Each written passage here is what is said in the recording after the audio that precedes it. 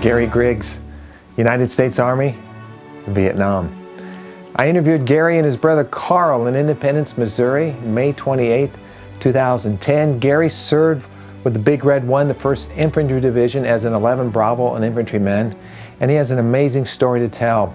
Like I said, I interviewed his brother Carl, and that video has had over 250,000 views, so a lot of you who watched that video have been touched by that video. So Gary is here today with his story, and I'd like to thank Brandon Glidden for making it possible for you to see and to hear Gary's story. Brandon, thank you, sir, for your dedication to our country. I just take a moment to thank you, Brandon. You've been a great partner, a friend, and you're really helping me bring these stories alive, and I'm just grateful for you.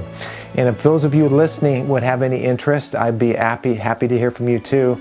I would invite you to encourage you to consider sponsoring one of these stories or donating to the work that I'm doing. It's a labor of love, folks, and a lot of blood, sweat, and tears has gone into this project, like I've said. So I would encourage you to become a part of this project, become a sponsor, take ownership in what you're watching and viewing, and accept the responsibility of hearing these true stories, and I'm happy to bring them to you. So anyways, that's what we're doing right now on Voices of History channel today. Gary Griggs, Vietnam. Happy to bring you this story, and I'd like to invite others to watch it, share it with people, and subscribe to this channel. Let's keep this thing going, folks. Thank you. God bless you.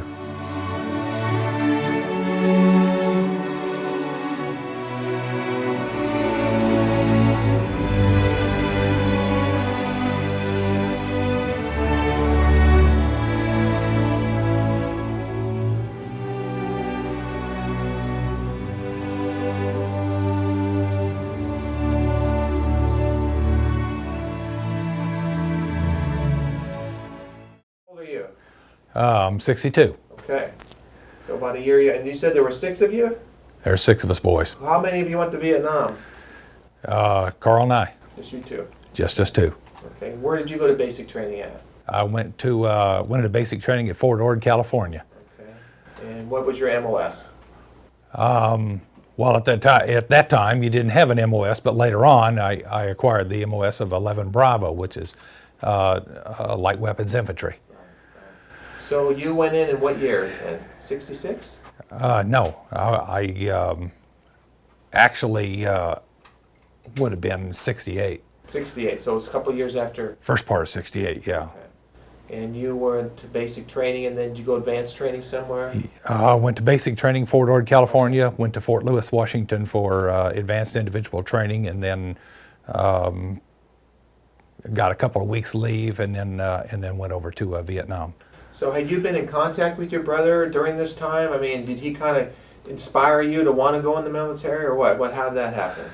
Well, my father was in the military. He was in the Navy, World War II. I was probably like a lot of other guys. I was going to school at the time. I didn't find a lot of interest there. I knew I needed to do something with my life, and so I volunteered the draft. And well, it didn't take them long, and I mean, they drafted me. So you didn't have a choice. You just drafted? Well, I could have waited it out, but I had a low number that had probably got me anyway. Who knows? But yeah. So the next time around, of course, since I volunteered the draft, I was an automatic, so I went right on in. And so tell me about when you went in country for the first time. What did you experience when you went to Vietnam?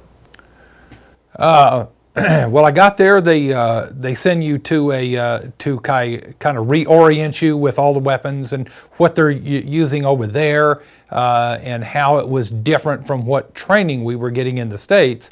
And that goes on for about 2 weeks. Then they assign you to whatever outfit you're going to go to. They give me 7 magazines of ammunition and M16, and put me on a helicopter that was going out to the outfit I was assigned to, and I went out in the bush. I don't know, it was 3 days later, we came back in, and I thought, this is not going to be too awfully bad. I think I can deal with this. But the next time I went out, we were out for months before we came back in. Wasn't in the bush very long, and we got mortared the first night. We also went to the Iron Triangle, and we got mortared real heavy. They killed one of the guys down to my left, and at that point right there, I knew this is getting real serious. We sent out an ambush out in where they had been mortaring us from, and we were successful. We got a body count, and so the next night, the captain said, "Hey, that was successful. Let's do it again." Well, we went back. This time, I went out and set up that night on an ambush, and it rained like you've never seen it rain. And the next morning, as soon as we started assembling to start moving out, they ambushed us, and that was probably that was a total different deal right there.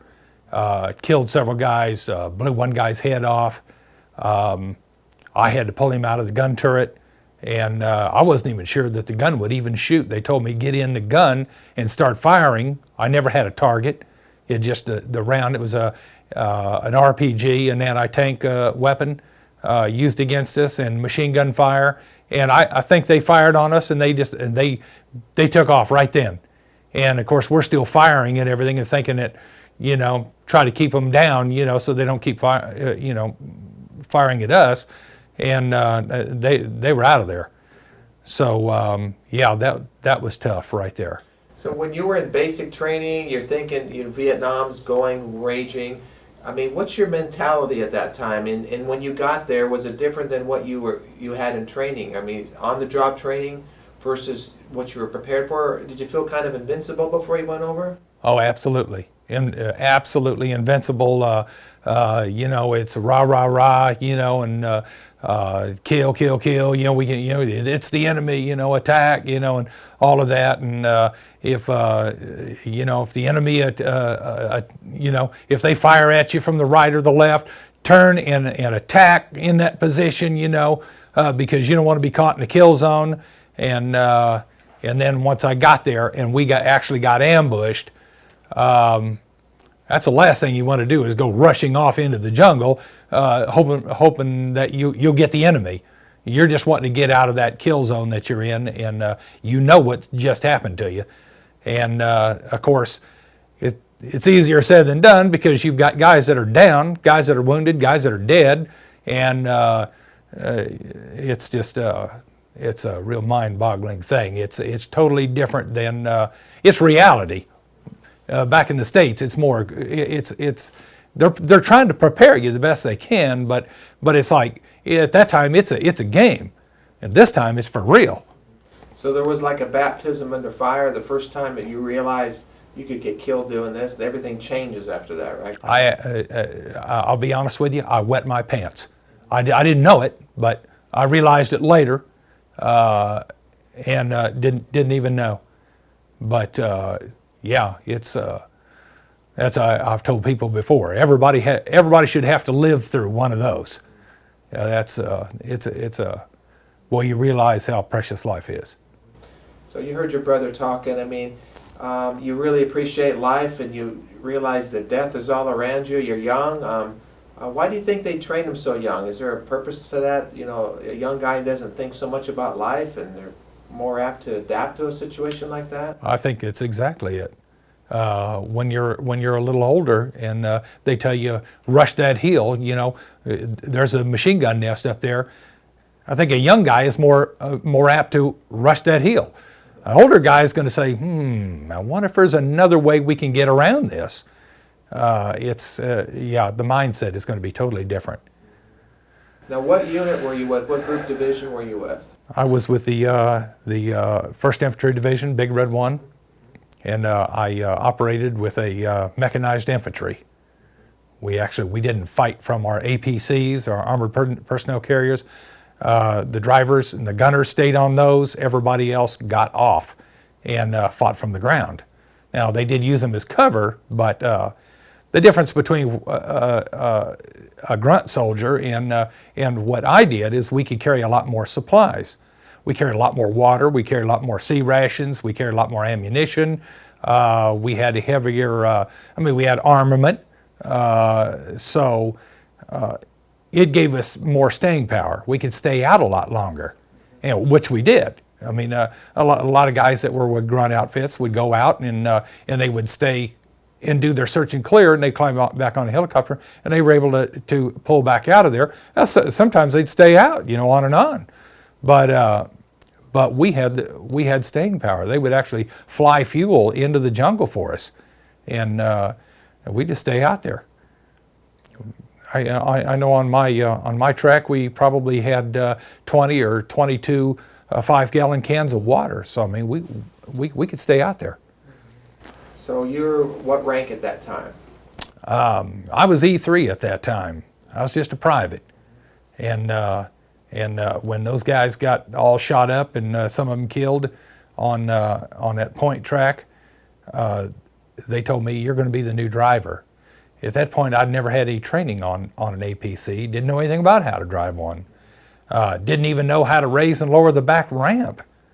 Didn't know that the seat would raise and lower, and you could actually sit on that seat. About that much of you stuck out from about here up, stuck out of that thing when you're driving it. And it had 2 sticks in there that you'd pull the left one to go left, the right one to go right, and pull them both back, and you stop. And I actually drove the first day. I drove all day, not realizing that the seat would raise up. So I was on my knee, and I thought, boy, they ought to devise a better plan for this. So you saw some of your friends die, were wounded. I mean, were you there to help them? Did you help with the medical treatment at all, or you guys just kept going and let the medics take care of it? Let the medics take care of that. There was a couple of them. There was no way of helping them. One took a direct hit with an anti-tank gun, and the other one it literally blew his head off.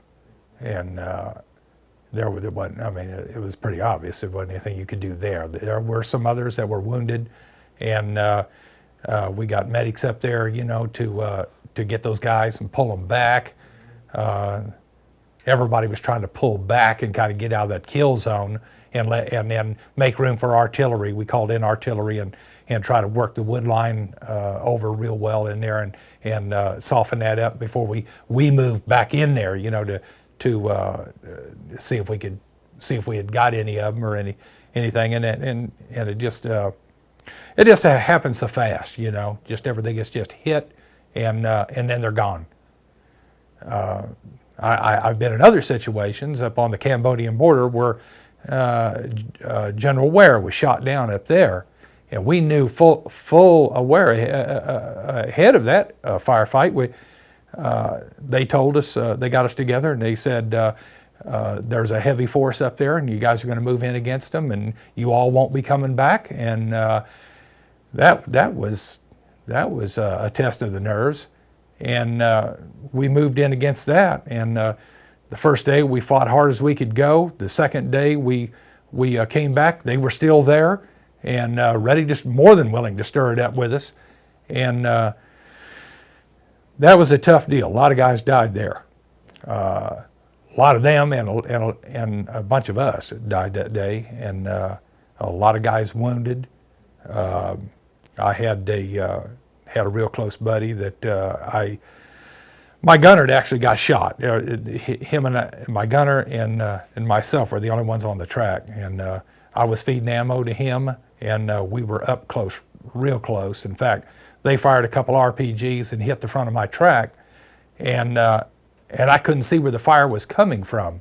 I could see the leaves fly, but I couldn't tell where he was firing this anti-tank gun from. And finally spotted him, and I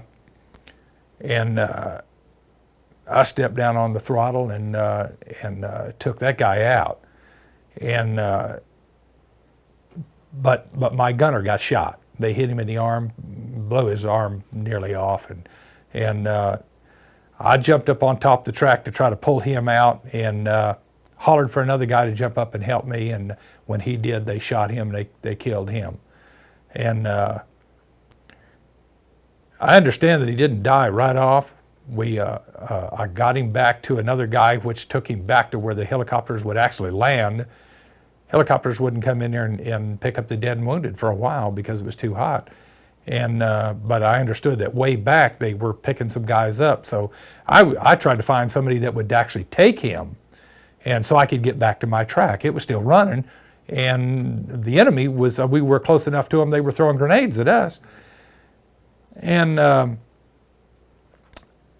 they said they were just throwing the bodies on there like cordwood. They just throwing them on there, trying to get, helicopter set down long enough to get the guys on there and get out of there. And a lot of our guys were getting hit from our own fire because guns were firing for us overline, which meant that we were between the gun emplacement and the enemy.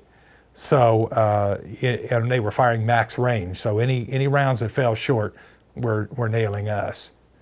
And that was, I watched Saving Private Ryan, and from what I remember of that firefight up there on the Cambodian border, it would absolutely sound like a buzzsaw. I think, I'm not saying the casualties were heavier, because they weren't, but it sounded more intense than even what they showed on that. It was just incredible. And it was a situation where guys said, "Well, did you duck?" Well, I mean, it never ceased. It was like a buzzsaw. There wasn't any ducking. You just hope you didn't get hit. That's all. Yeah. So quite a horrific scene. You were there a year, right? I was there a year, yes, sir. So your stories are both, boy. I don't want to jump to the end yet. I want to talk. So the combat. I mean, it's all combat. I mean, there's not defined combat. You already did, but was there a worse battle for you, a worse skirmish or firefight for you during your tour there, or were they all bad? I mean, was there a time where you already shared some things, but in 68, 60, were you there in 69 too? 68, 69. I was there during the Tet Offensive. Tet Offensive? Okay, right. So you were there. Okay. Yeah. The helicopters always intrigue me. They fascinate me. You used them a lot for transportation, transporting the troops, right? We were a mechanized infantry, so we didn't need a helicopter to transport us. Now, occasionally we did use them, and we would send guys to check out an area or something, or maybe look at a trail from the air and plan for ambush patrols that night. And but I can't give enough credit to the pilots of those. For the most part, they got in there and guys did some incredible things, with the helicopters getting in and getting the dead and the wounded out of there. They brought us supplies. So, and a lot of those guys they were just incredible pilots. They just were, and willing to risk their life to come into some of them hot LZs. And as Carl said, that they'd ask, "Are you receiving fire in there?" And you wanted to play it down, because that's the last thing you wanted was the helicopter to stay back and not bring you either supplies or pick up your dead and wounded and get them out of there.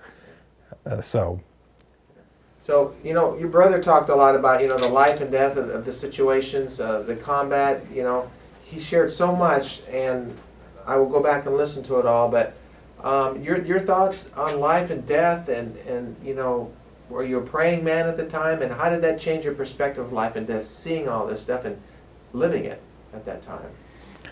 Well, yes, I was a praying man at that time. I prayed about it all the time. This one firefight up on the Cambodian border, I prayed before we went into that battle right there, and I can't imagine a guy not pray. I mean, they literally stood us out there and said, "You're all not coming back. Some of you're going to die today." That's tough, boy. Especially, if it would have been a brand new guy over there and he hadn't experienced anything yet, he would still feel pretty invincible about it. But I had been there for a while, and I had seen guys dying and all, and that hits you pretty hard. This is, buddy, it's going to be serious right here. And where we were going, I knew the area, and I knew it was going to be a tough deal. This guy that I asked to jump up on my APC and help me get my gunner out of there, and they shot him.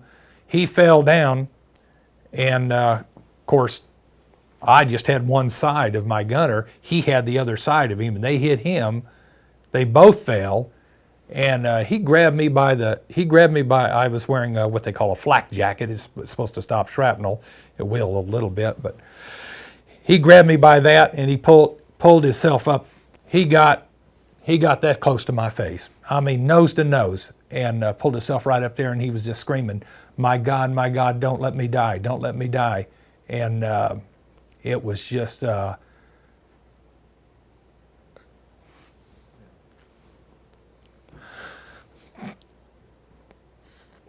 excuse me, it was a tough deal.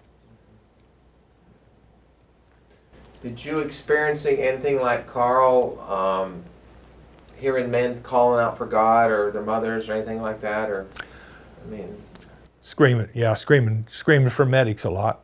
Yeah, when they're hit and their entrails are sometimes coming out. Yeah, guys would be screaming. Now, do you suffer from PTSD?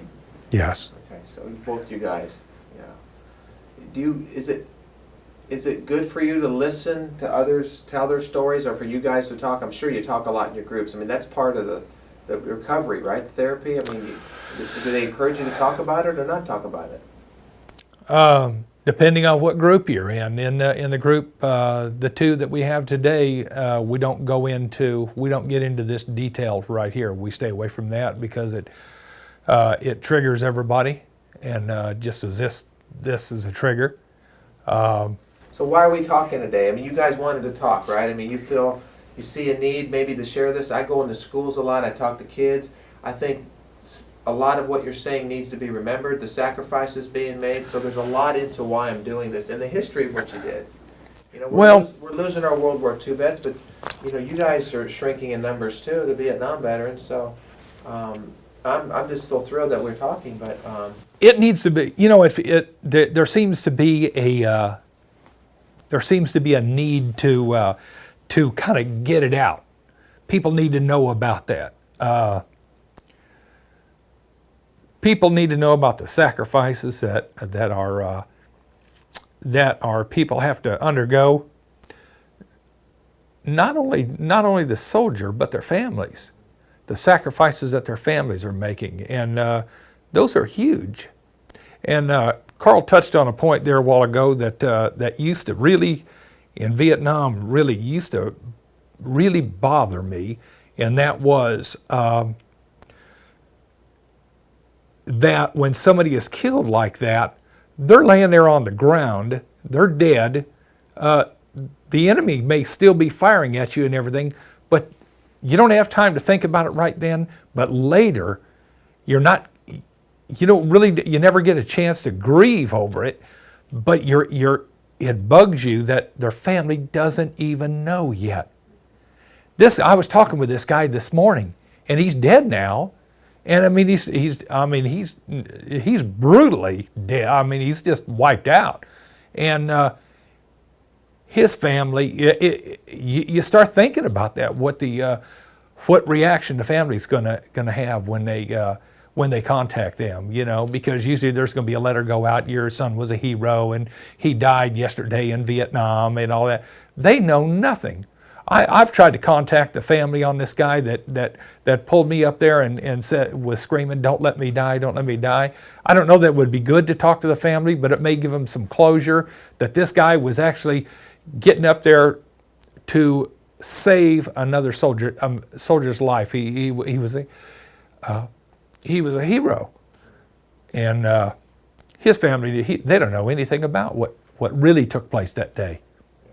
But was there anybody with their son? Was anybody holding him? Was he out on an ambulance? They know nothing of it. And those people need to know about that stuff.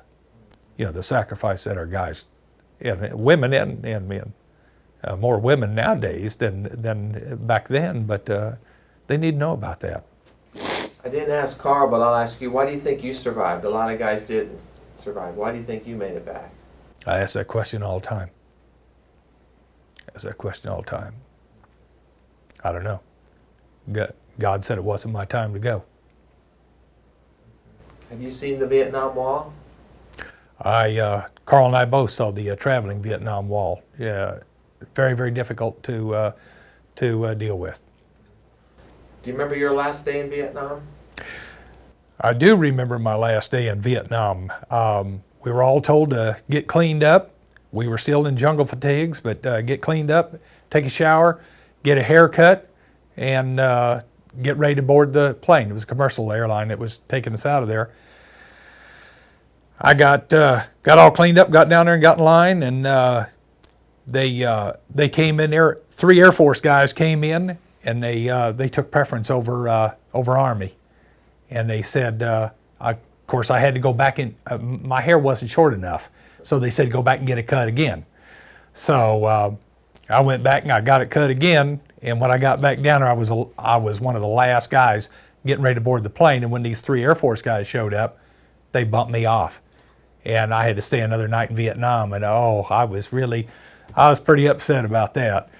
And but it was pretty incredible coming back. We went through Hawaii, and we had a little layover in Hawaii, and of course all the guys went down and got them a beer and was drinking beer and everything, all they could drink before we boarded the plane again, and then come back into the States. And how hard was it for you to come back home and transition back into life? Extremely difficult. It was, first of all, it was kind of a funny thing. I really didn't want to leave the guys. I wanted to come home in the worst way, but I didn't want to leave the guys. That was very, very difficult for me to break away and go, and maybe because I knew the situation, how what they're up against, and but that was tough. I got back to the States, and I remember Mom asked me, "What do you your first night back? What do you want?" And I said, "I no idea, And she says, "Well, how about meatloaf and mashed potatoes and gravy and all of that?" And literally made me sick. Couldn't eat it. The diet wouldn't, that I'd been on wasn't, which was all sea rations. I couldn't deal with that. I didn't fit in. Whenever you went out, all you wanted to do was focus on Vietnam. Just talk about it, talk to your buddies about it, and if you got together with some other gals or something like that, that's the last thing they wanted to hear about. So I really felt like an outcast. It made you grow up. Made you grow up real fast. And I'll say I left as just a kid on the block and having fun and everything. And when I come back, I'd aged a lot. It was tough transitioning back in. Did you find people they wouldn't understand it, would they? I mean, unless you experienced it, they wouldn't. If you started talking to your mom about it, she wouldn't get it, would she? I mean. Oh, my dad did. Did he? My dad did because my dad was in combat, and my brother did because he was in combat. Combat soldiers that they get together, they share combat experiences. Nobody really wants to hear about that stuff, but they get together and they talk about that. Not necessarily good for them, but they get together and they talk about combat, and it's on their mind. Well, they say that you can make that go away, but I don't think it'll ever leave. I don't think it'll ever leave. Carl mentioned, when you're in combat, you're not necessarily thinking about Betty Ross and Valley Forge and Korea and all the battles that we fought and the pride and the flag. But now after all these years, what does the American flag mean to you? Funny that you ask. I went to my daughter's little one had a little graduation. She's in preschool, and I went to that the other night. And they went around. They were all singing and everything, and they sang "I'm Proud to Be an American." But before they sang the song, they passed out little American flags to all of them. So when it got to the part, so I'll gladly stand up, and they held up the flag, And I cried. I cried. Especially the part where, where they talk about, men dying for what the flag stands for. God bless the USA. God bless the USA. Yeah. Yeah. It's holding up the American flag, saluting the American flag. That can be emotional at times. Yes. What about Memorial Day or Veterans Day? Are they special to you, or?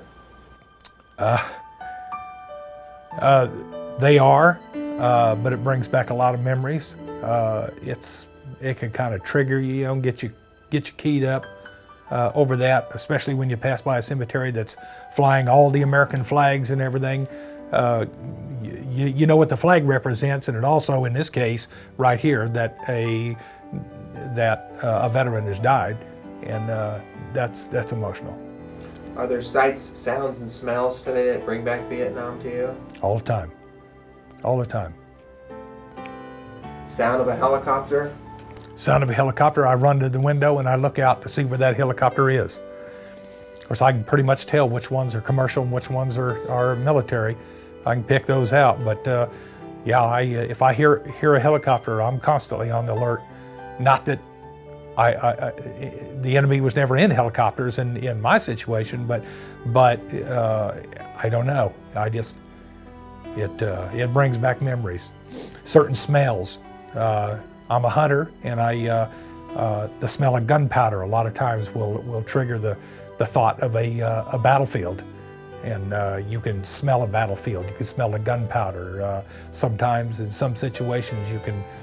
I think you associate it with death in a lot of cases. So there's a lot of those things that still trigger you today. I'm surprised that you guys watch Private Ryan. I know a lot of combat vets may be suffering from PTSD. They have a hard time with that, but you guys were able to watch that, it sounds like, and you said it was worse. It sounded like a saw. Is that what you said? It sounded like a buzzsaw. Just like a buzzsaw. So obviously Vietnam's still a big part of your life, even over 40 years later. Huge part of my life. You got a little girl? I actually have 4 daughters. Uh-huh. My youngest is 12. You got kids too? They're all, my youngest is 5 years old. Okay. Well, could I ask you to do a salute to, like I had Carl do, just into the camera for me? Could you do that for me? Absolutely. Okay, go ahead, sir. All right, thank you. Could just take our last few moments to have a